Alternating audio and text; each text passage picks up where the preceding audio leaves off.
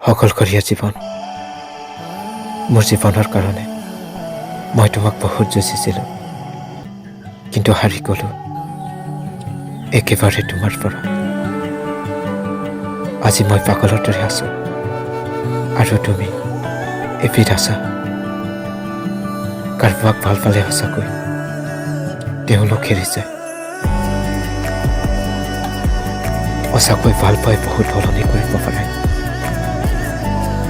ভাল পোৱা জনক নাপালে নিজকে শেষ কৰিব বিচাৰে। পৰিৱৰ্তন হ'লা তুমি, কিন্তু মই নহয়।